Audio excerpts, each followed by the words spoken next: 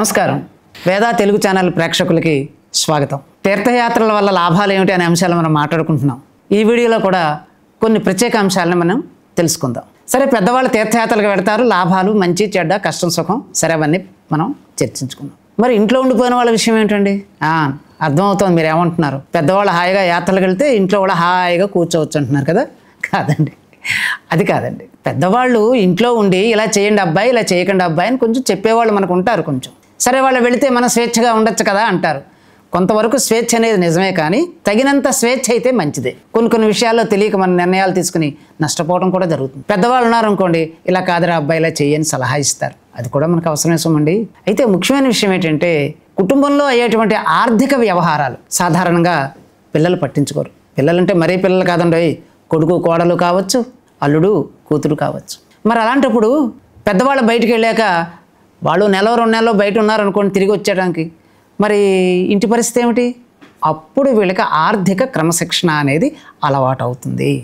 పాలకు ఎంత అవుతుంది, పెరుగుకి ఎంత అవుతుంది, కిరాణా సామాన్లు ఎంత తెస్తున్నాం, పిల్లలకి ట్యూషన్ ఫీజులు ఎంత అవుతున్నాయి, కాన్వెంట్లకు కట్టే ఫీజులు ఎంత అవుతున్నాయి, ఆరోగ్యానికి మనం ఖర్చు పెడుతుంది ఎంత, ఇలా అన్ని విషయాలు ఇంటి అద్దెతో సైతంగా అన్ని అవగాహనకి పిల్లలకు వస్తాయి. అబ్బా ఎంత ఖర్చు అవుతుందా అన్న విషయం వాళ్ళు తెలుసుకున్నప్పుడు వాళ్ళలో ఆర్థిక క్రమశిక్షణ ప్రారంభమవుతుంది. ఇది చాలా ముఖ్యమైన ప్రయోజనం అండి. వాళ్ళ డబ్బే అలా ఖర్చు అవుతోంది, పట్టించుకోరు. కానీ ఎప్పుడైతే వాళ్ళే చూసుకోవాల్సి వచ్చిందో, ఓహో ఇది ఇలాగా, దీన్ని ఇలా చేస్తే బాగుంటుంది కదా, ఇక్కడ ఈ విధంగా మనం చేస్తే ఇంత మిగులుతుంది కదా, ఈ వృధా ఖర్చును అరికట్టవచ్చు కదా అన్న ఆలోచన పిల్లల్లో వస్తుంది. ఇది చాలా ముఖ్యమైనది కాదంటారా? కొంతమంది ఇళ్లలో ఫ్యాన్లు లైట్లు అలా వేసి ఉంచుతారు. పెద్దవాళ్ళు వెనకాల ఉండి ఒరే ఆ ఫ్యాన్ ఆపరా, ఈ లైట్ ఆపరా అని చెప్తూనే ఉంటారు. అబ్బా ఇలా వెనక్కి తిరిగితే చాలా మీద పడిపోతారు, అరుస్తారు అని చికాకు పడతాం. అదే వీళ్ళు ఉన్నప్పుడు వీళ్ళు చేసే కరెంట్ ఎంత ఖర్చు అయింది అని చూసుకున్నప్పుడు ఆ కరెంటు బిల్లు వచ్చేసరికి అరే ఇంత అయింది ఏమిటి అంటే అప్పుడు మనకే అనిపిస్తుంది, మన పెద్దవాళ్ళు చెప్పిన మాట వినలేదు. నిజమే, మనం బయటికి వెళ్ళినా ఫ్యాన్ తిరుగుతూనే ఉంది, అక్కలేని చోట లైట్ నువ్వు వెలుగుతూనే ఉంది. కాబట్టి ఇక్కడ మనం జాగ్రత్తగా ఉందాము అనుకుంటే అక్కడ మనం ఆర్థికంగా కొంత వెసులుబాటు కలిగి అనవసరమైన ఖర్చు ఏదో తెలిసి జాగ్రత్త చేసుకునే అవకాశం కలుగుతుంది. ఇది కూడా మనకు అవసరమే. పెద్దవాళ్ళు ఉన్నంతవరకు చెప్తున్నారంటే విసుగు అనిపిస్తుంది, కానీ వాళ్ళు ఎందుకు చెప్తున్నారో అర్థమవుతుంది, వాళ్ళని అర్థం చేసుకునే అవకాశం కలుగుతుంది. ఇక ముఖ్యమైన విషయం ఏంటంటే, పెద్దవాళ్ళు పిల్లల్ని చదువుకొండర్రా అని కేకలేస్తుంటారు. అస్తమానా టీవీల ముందేనా, లోపలికి రండి పుస్తకం తీయండి అంటారు. మనకే అనిపిస్తుంది ఏదో పిల్లలు సరదాగా టీవీ చూస్తుంటే పుస్తకాలు చేయమని ఈ పెద్దవాళ్ళు గోలేంటరా అనిపిస్తుంది. ఇప్పుడు పెద్దవాళ్ళు లేరు కదా, ఆ బాధ్యత మనకు వస్తుంది. రేయ్ ఆ టీవీ కట్టేసి పుస్తకం తీ అని అనేసిన తర్వాత మనకే అనిపిస్తుంది, నాన్న అన్నప్పుడు చిరాకేసింది, ఇప్పుడు నేనే చెప్తున్నానేమిటి అంటే నాన్న బాధ్యతగా ప్రవర్తించారు, పిల్లల బాగు కోసమే మాట్లాడారు అన్న విషయం ఇప్పుడు బోధపడుతుంది.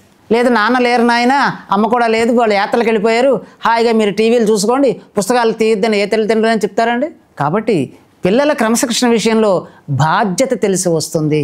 అంతకుముందు సాధిస్తున్నారు అనుకున్న విషయం లేదు వాళ్ళు మనకి మంచిని బోధిస్తున్నారు అనే సదవగాహన పిల్లలకు కలుగుతుంది.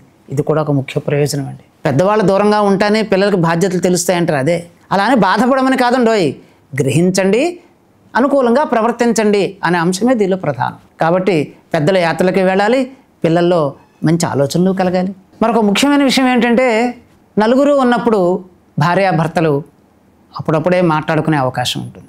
ఇంట్లో పెద్దల యాత్రలతో అలా వెళ్ళినప్పుడు వాళ్ళకి కావాల్సినంత సమయం దొరుకుతుంది, ఒకరికొకరు పరస్పరం సహకరించుకోగలుగుతారు. భర్త వంటింట్లో సాయం చేస్తే భార్య అతనికి మిగతా వర్కుల్లో సాయం చేయొచ్చు. అలా ఒకరికొకరు సహాయపడటం వల్ల వాళ్ళ మధ్య ఉన్నటువంటి అన్యోన్యత పెరుగుతుంది, వాళ్ళు చక్కగా మాట్లాడుకుంటారు. అది కూడా సానుకూల దాంపత్యానికి సోపానం అవుతుంది. ఎంతసేపు పెద్దవాళ్ళు ఉన్నారు మాట మంతి లేకుండా రాళ్ళన పడిన వాళ్ళు బోళ్ళు మంది ఉన్నారండి. మాట్లాడుకోవచ్చు, చక్కగా నవ్వుకోవచ్చు. అయితే ఏంటంటే పెద్దలు ఎదురకుండా నవ్వటం బాగుండదు అని మనం ఆగిపోతాం కదా. ఇప్పుడు హాయిగా స్వేచ్ఛగా మనసారా నవ్వుకోగలగటం అది కూడా ఆనందాన్ని ఇస్తుంది.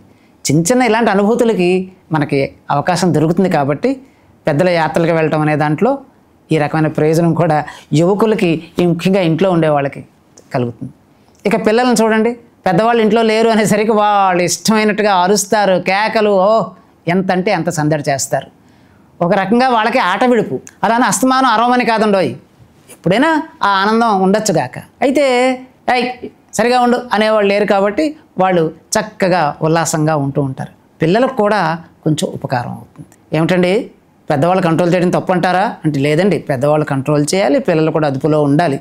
కానీ అప్పుడప్పుడు దొరికేటువంటి అవకాశం పిల్లల్లో కూడా ఒక ఉత్సాహాన్ని, సృజనాత్మకతని వెలికితీస్తుంది. వాళ్ళు రకరకాల వస్తువులు తీసుకొచ్చి ఏవేవో చేస్తూ ఉంటారు. పెద్దవాళ్ళు ఉంటే ఇదని తీసుకొచ్చావు, అదని తీసుకొచ్చావు, అక్కడ పెట్టు, ఎక్కడ పెట్టు అంటారు. పిల్లలు వాళ్ళ కాగితాలతోనో, కర్రలతోనో, పుల్లలతోనో ఏవో చేయవలసినవన్నీ చక్కగా చేసి వాళ్ళ సృజనాత్మకతని బయటికి తీసే అవకాశం కలుగుతుంది. ఇది కూడా అవసరమైన ఉండవు. ఇక గృహిణి దగ్గరికి వస్తే పాపం తెల్లారు లేచిన దగ్గర నుంచి రాత్రి నిద్రపోయే వరకు పరుగే కదండి కాలంతో. అలాంటప్పుడు భర్తకి చెప్పి ఇదిగో ఈవేళ దీంతో సర్దుకుందామని, పిల్లలకి ఇలా చేద్దామరా అని వాళ్ళకి చెప్పి ఏదో కాను కొంచెం చేసి వండి అవతల పెట్టి హాయిగా విశ్రాంతి తీసుకునే అవకాశం కలుగుతుంది. ఆడవాళ్ళు ఆరోగ్యంగా ఉండాలంటే మానసిక ప్రశాంతత కూడా చాలా అవసరం అండి. లేదు పెద్దవాళ్ళు ఎక్కడికో వెళ్ళారు, ఈ పూట ఇంట్లో వంట బంద్ చేసి మనం బయటికి వెళ్ళి తిందామా అని బయటికి వెళ్ళి ఆరోగ్యకరమైన ఆహారం తింటారు కొంతమంది. మంచిదే. ఆ 2 రోజులు 3 రోజులు 10 రోజులు మధ్య మధ్యలో వెళ్ళి బయటికి వస్తూ ఉంటే ఇల్లాలకు కూడా ఇది నా ఇల్లు అనిపిస్తుంది. లేదంటే పరాయి వాళ్ళ ఇంట్లో పడి చాకరీ చేస్తున్నానా అన్న భావన వస్తుంది. అంచేత ఆడవాళ్ళ మనస్తత్వంలో కూడా సున్నితత్వం పోకుండా ఉండాలి అంటే అప్పుడప్పుడు పెద్దవాళ్ళు యాత్రలకు వెళ్ళాలండోయ్. తప్పదా అంటే ఒక రకంగా తప్పదనే చెప్పాలి.